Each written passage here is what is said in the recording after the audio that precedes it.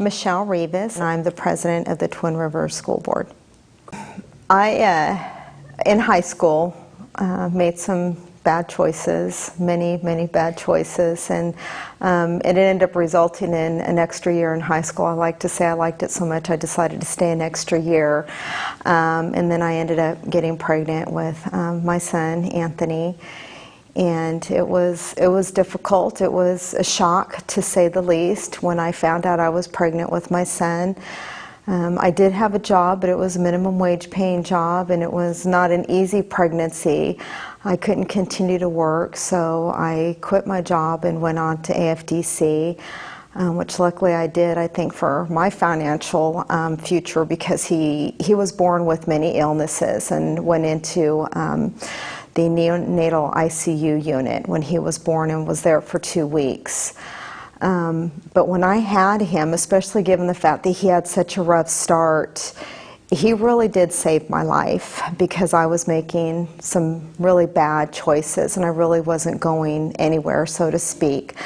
But when he was born, I decided pretty much the second I saw him that I wanted to give him everything I could. So it was at that point I made some real changes in my life. Wow. My son, I'm happy to say, is 23 years old now. He lives on his own. He moved out from our home 4 years ago, and is just a wonderful, wonderful young man.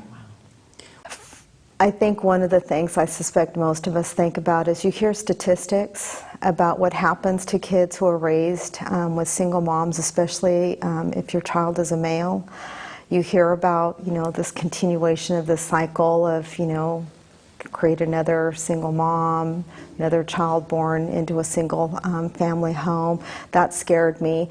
Hearing statistics about young men growing up without their dads who end up living a life of crime or getting into drugs, that terrified me. That was probably actually my biggest fear. I worried more about that than I did being able to provide for my son, because I knew that I would do whatever I had to do to take care of him. And for a while, I was working 2 jobs. I'd work 8 hours during the day. I'd go home, eat dinner, change my clothes, and go to my second job, because I had to take care of him. And so that, again, didn't worry me nearly as much as hearing about all these horrible things that happen to kids born, to a single mom. I've been involved in education in the North area for over 10 years now.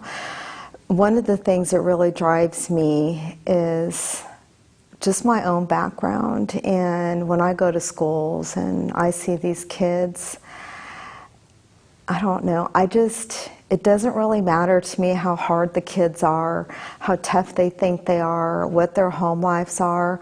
I think that anybody, if they choose to change their life, they can do that.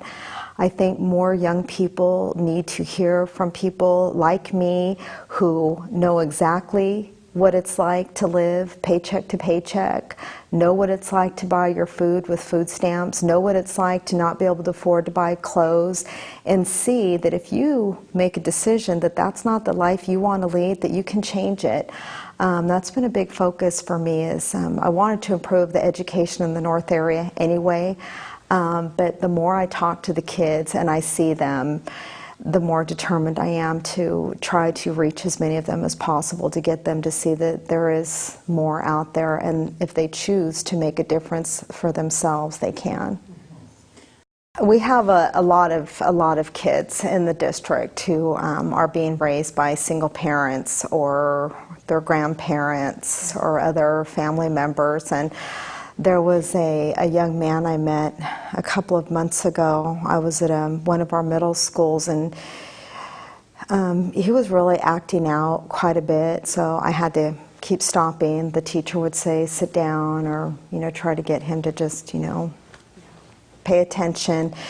And after we were done, the teacher took me outside, and he said, I just want you to know that the reason I wasn't too hard on him is this is a boy whose father has always been absent and whose mother couldn't take it anymore, and she walked out. And she literally left him at the home alone. So one of the neighbors is taking care of him until the authorities decide what to do with him.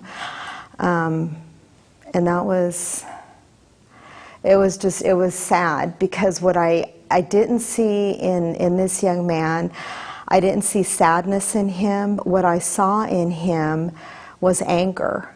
And that's what I saw every time he was acting out. After I heard what he was going through, what I understood is, I mean, here's a kid who's, I mean, I can't even imagine how that must feel to him. I mean, his heart is broken.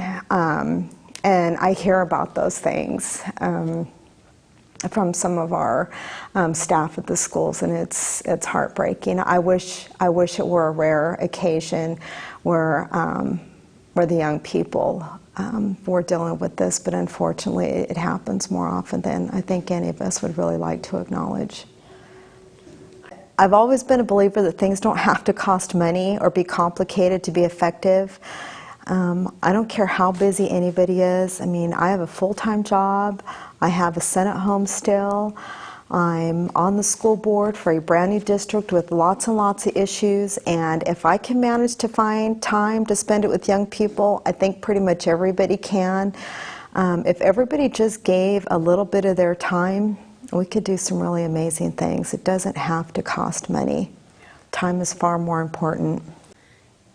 When you hear parents talk about the program and what they're seeing in their homes, because that's when you know it's working. When the kids are behaving differently at home, when your mentor's not around, when your teacher's not around, that's pretty amazing. And to hear the moms talk about the changes that they've seen in their sons at home, it's a pretty powerful message.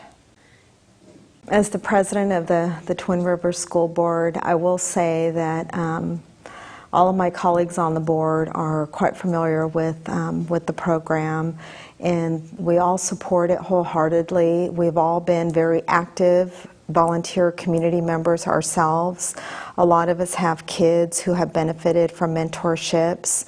Some of the other members of the board spend a lot of time in the community mentoring kids themselves.